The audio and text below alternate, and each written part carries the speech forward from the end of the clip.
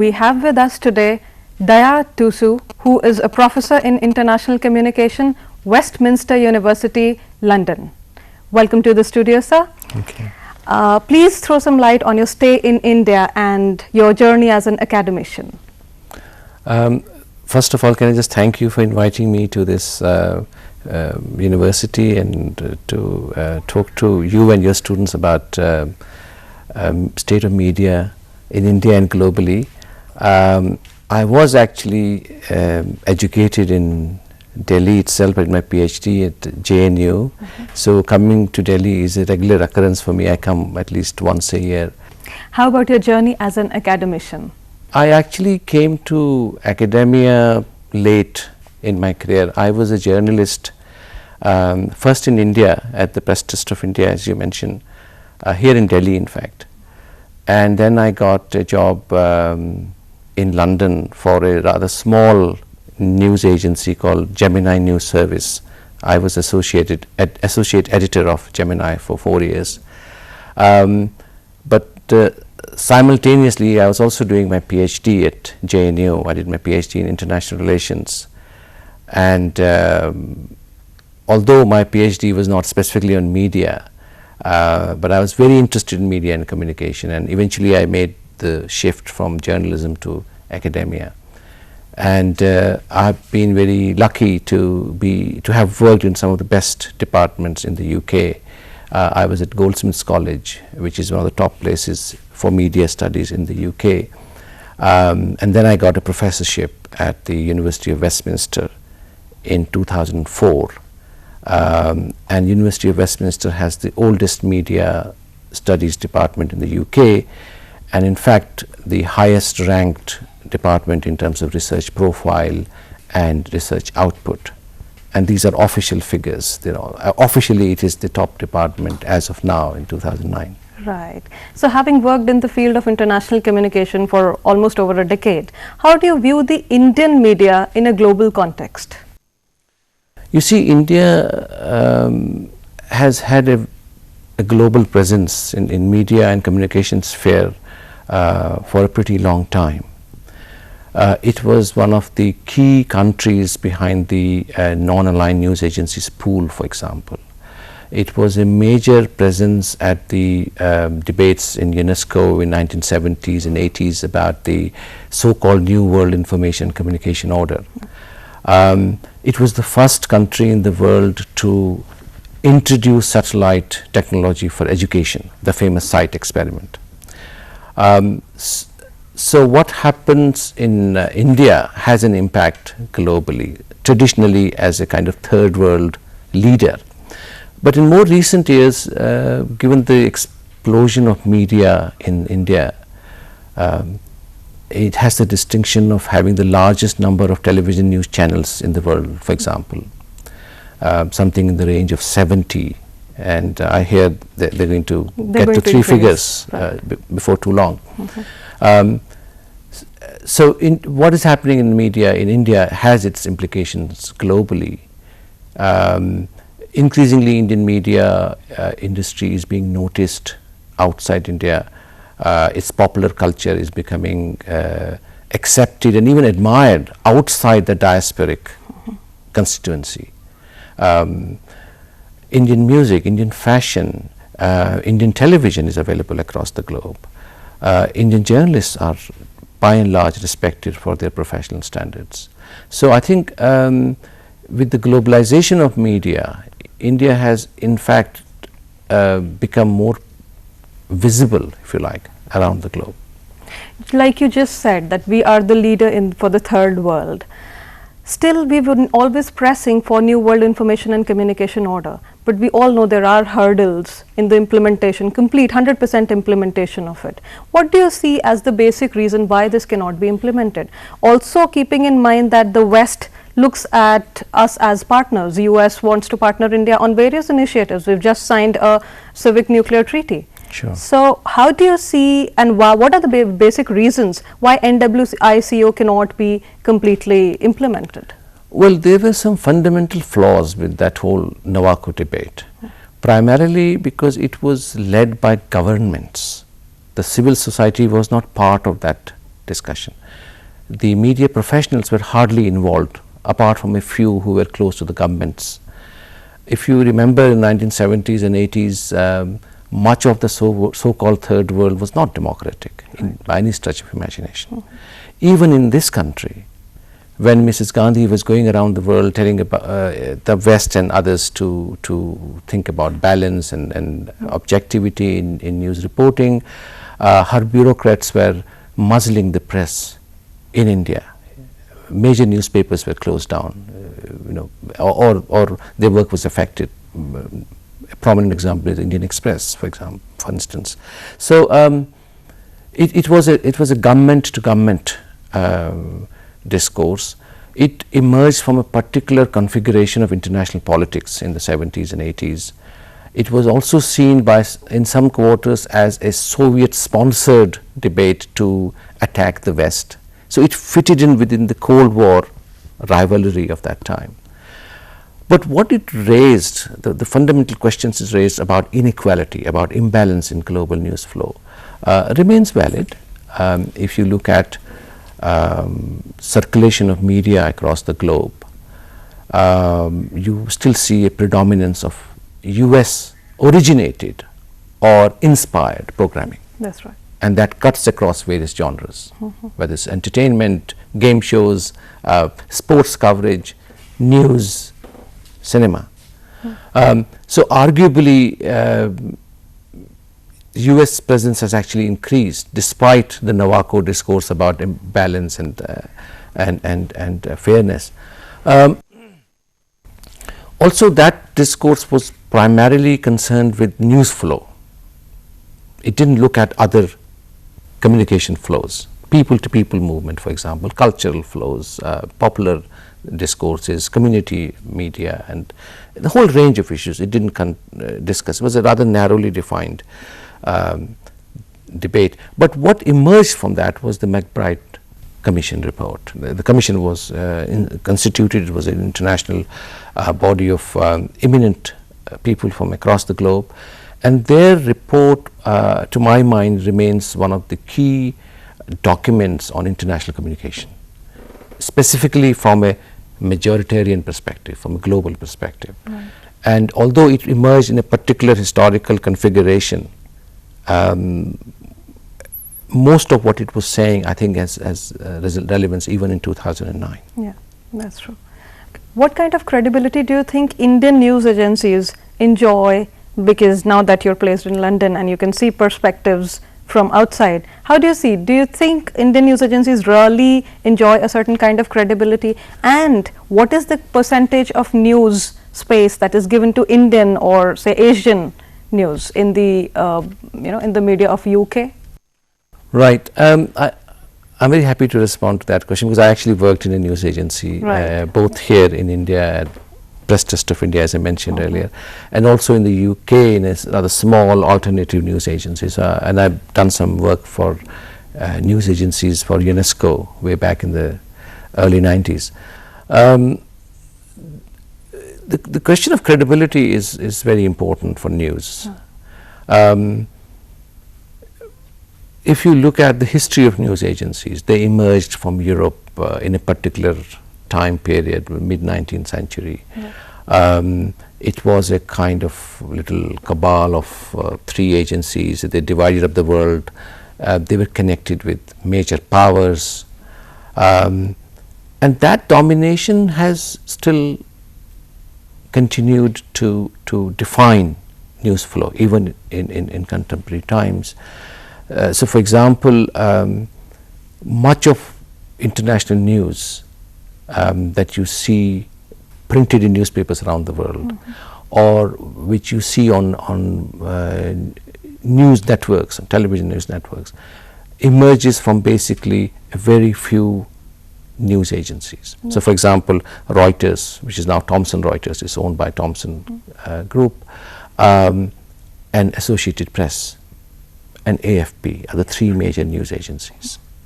If you look at television news services, you have basically 2. You've got Reuters TV and you've got APTN, Associated Press Television News. So basically there's an Anglo-American bias. The news, much of foreign news comes from basically a US, UK dominated news service. AFP is an important player, but not as powerful as the other two. And of course there is a problem with their subjectivities and their framing of stories, but millions of things happen every day around the world.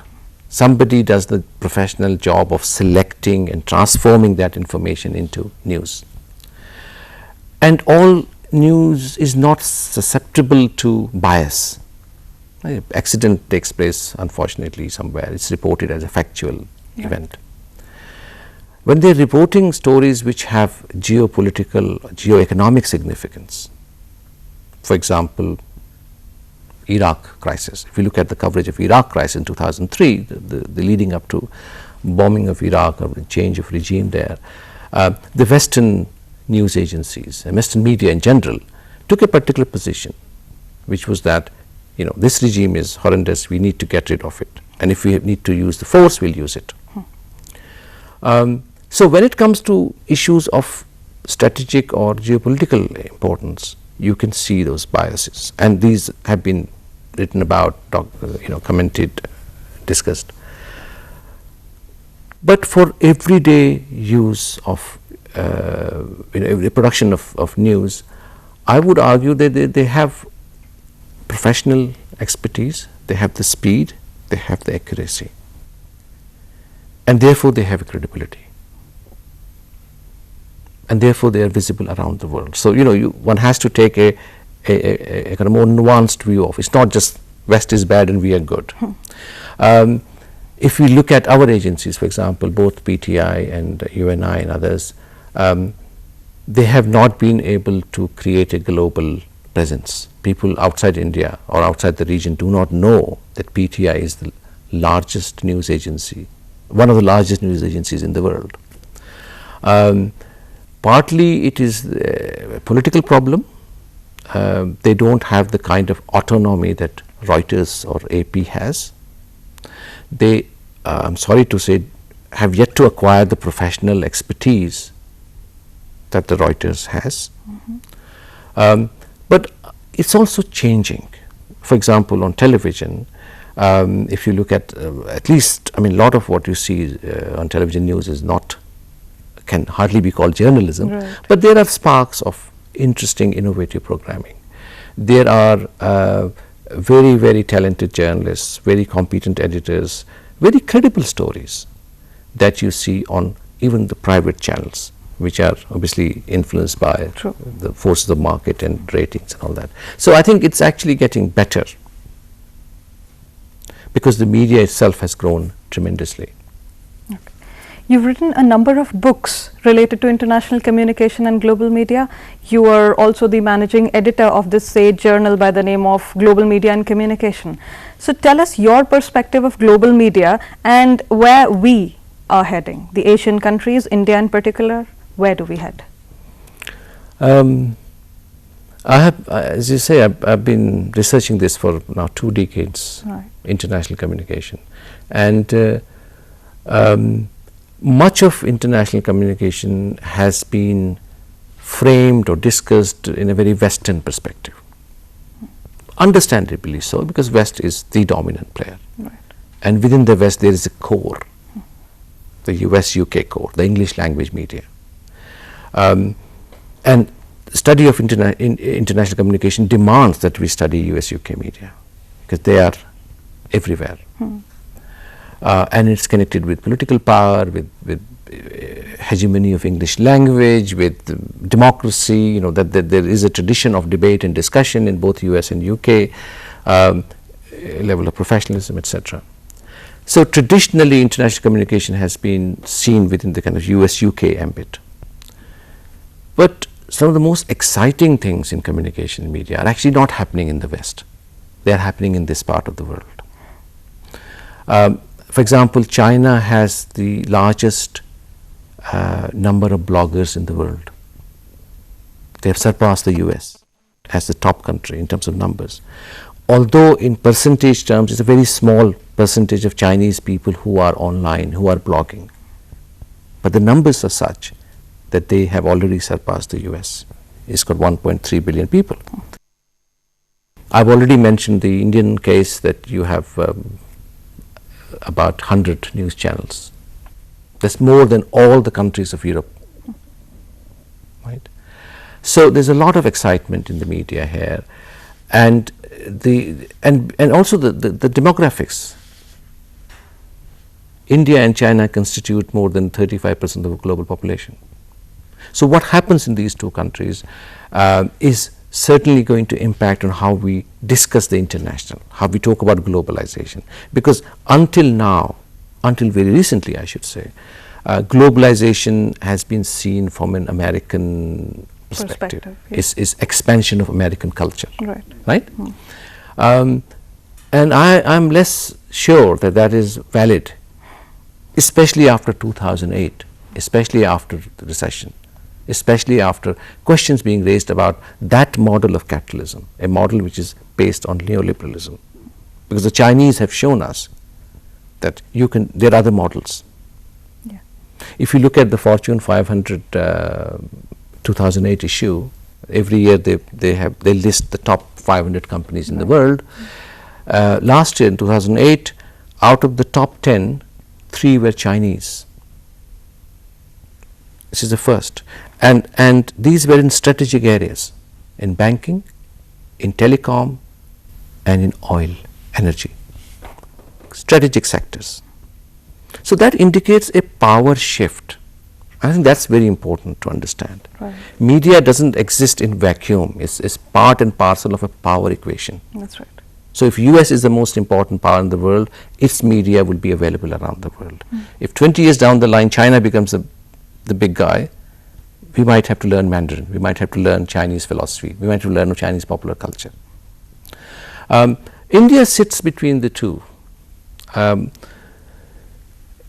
For one, it has a very strong tradition of debate and discourse, which goes back to Arthashastra. And democracy has provided Indian media a certain amount of autonomy, which is unthinkable in the rest of the developing world. And we should cherish that. So, international communication, which has traditionally been framed in a Western sense, need to be questioned. And in fact, I've already started that process. I've got this book out. It's just come out last month. It was published, called Internationalizing Media Studies. It's an edited collection from scholars from all over the world, which is essentially saying that we need to look beyond this Anglo-American framing of international communication, because some of the most exciting things are happening not in that ambit, it's happening elsewhere, namely in Asia. Digital media is arriving, new media is arriving, but at the same time there is a question mark on credibility of the content that is posted on the net. So what would you say about it? Because though the world is becoming a global village, though we are succumbing to some pressures because of technology, nevertheless, does this bring development? 1. 2, how credible is the content that is present on the new media, and how does it impact us? Because the youth largely is more in touch with the new media as compared to the print. Okay. So what do you say on that? I am a bit skeptical about the status given to the digital. Again, it's a Western discourse. The phrase digital divide is used extensively in policy documents, in academic discussions, in popular media. And if you look at the origin of that phrase, it comes from a US report, US government report. Despite of massive expansion of the internet, it still remains largely an elite operation. It does not have the kind of, especially in this part of the world, does not have the kind of reach and influence as television has, as radio has, as print has. So, in the Indian context, I would say it's early days. although already news networks have started depending on citizen journalism, user generated content is proliferating, much of it is pretty basic, some of it is maligned, is put there intentionally by not just citizens but other interests. But I have enough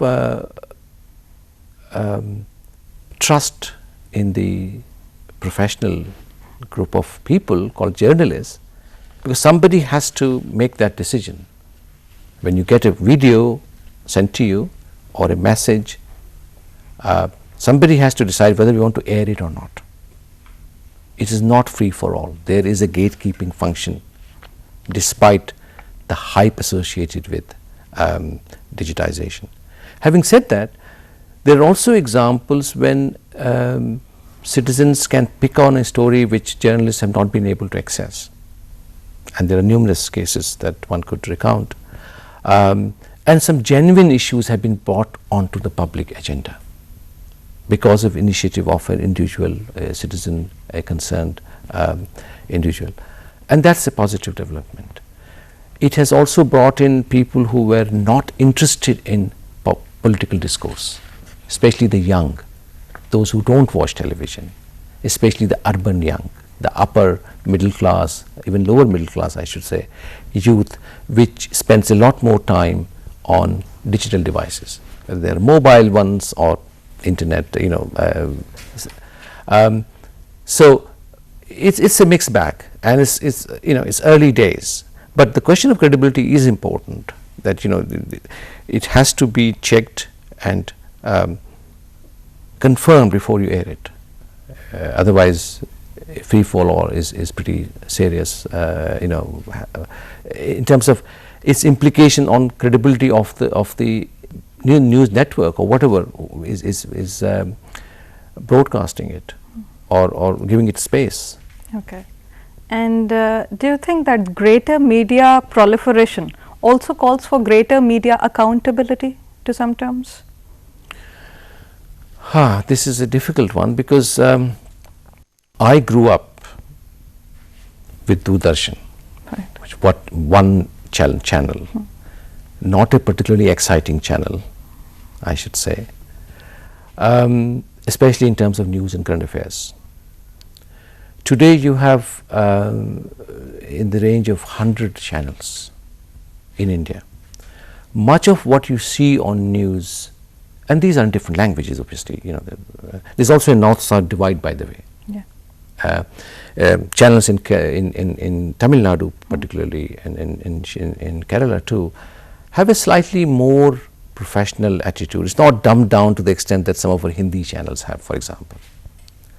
Maybe it's got to do with the audience interest, the literacy figures, the politics of the region, whatever. But there is a difference. So with this proliferation of channels, there has also been a fragmentation of audience. And with that, fragmentation of the advertising revenue. The pie is getting smaller itself because of recession, and within that smaller pie there are many more claimants, and that has actually contributed to a tendency towards what I have called infotainment. I've got a book out on that where I talked about Bollywoodization of news. That's how I phrased it, because Bollywood or its equivalent in Andhra Pradesh or Odisha or Tamil Nadu is dominating the news.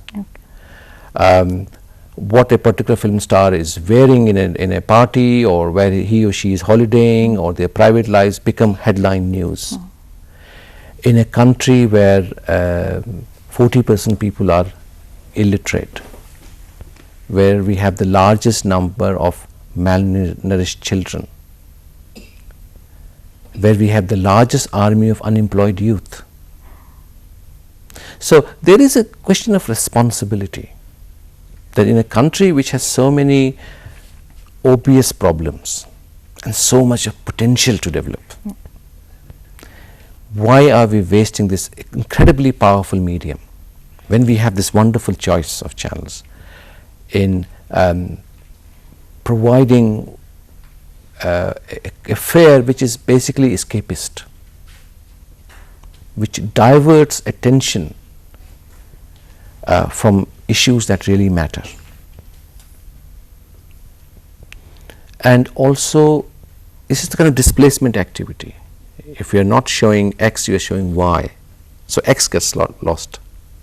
And but this is a phenomenon not just confined to this country, it's happening across the globe. And I would argue that despite this excessive marketization, despite this pressure of ratings, some interesting work is being done within television. And let's not forget, this is a relatively new industry in this country. Until one quick question, sir. Yes. How do you see the growth of infotainment and the greater focus of media on gratifying people's needs, felt needs, as compared to the real ones in today's times? This is a very old debate Yeah, in media studies. You know, the argument is that people want it. People want rubbish.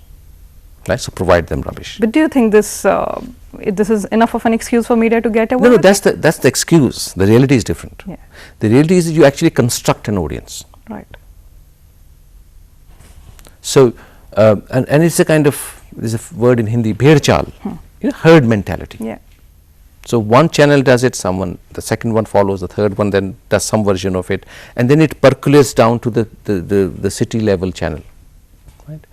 And there is a very straightforward explanation, which is that you know, it translates, that kind of sensationalism translates into good revenue. I had the one of the things we're doing at Westminster is we're setting up an India Media Center, which would be the first of its kind. And in that context, we had late last year, this will be launched this year, but last year we had a public event organized, and a very distinguished Indian filmmaker was giving a talk. And I asked him, he has also done stuff for television, Saeed Mirza, very well-known filmmaker. I asked him, Saeed Saab, why is that we don't have a nukkad on television anymore? You remember there was a very interesting series shown on Doordarshan, which raised issues about inequality and all kinds of social issues very well. And he said it's all to do with you know, advertising. People are not interested in poor people anymore, especially the satellite and cable television channels. They are really aiming at an urban audience. So, you know, infotainment is a way out for them. Okay. So, you just spoke of the North-South divide, you spoke of the language press. How do you see the growth of language press, because they try and connect to the grassroots level people? They don't just try to cater to the urbanites and their needs, they try to connect to the people they are serving. Yes. A particular district, a particular state. So, how do you see the growth of language press in this regard? Well, that's been one of the most remarkable stories of media in this country. The growth in both what is called vernacular press and regional, or even, you know, Hindi is also not a national, it's a regional language for all intents and purposes. It might have the largest readership or viewership.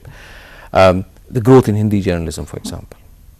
Dainik Jagran today is the largest read newspaper, they claim, in the world, but certainly in this country. At least in the country. Certainly. And it's a sign of maturing of Indian democracy also. It's a sign of how our mufassil towns and villages they're hungry for news. We are a very political culture. You know, remember Amrita Sen wrote a wonderful book called The Argumentative Indian. We are an argumentative country. We are an argumentative culture. So, the growth of vernacular press and television, and soon, you know, internet, you will see in the next 10 years, you will have a massive growth in regional internet or language based internet. Already it's happening. And that's an indication of the vibrancy and diversity of this country's media, which is what makes it so exciting to study. Thank you very much, sir. Thanks for sparing your time. It was wonderful to talk to you and very enlightening. Thank you.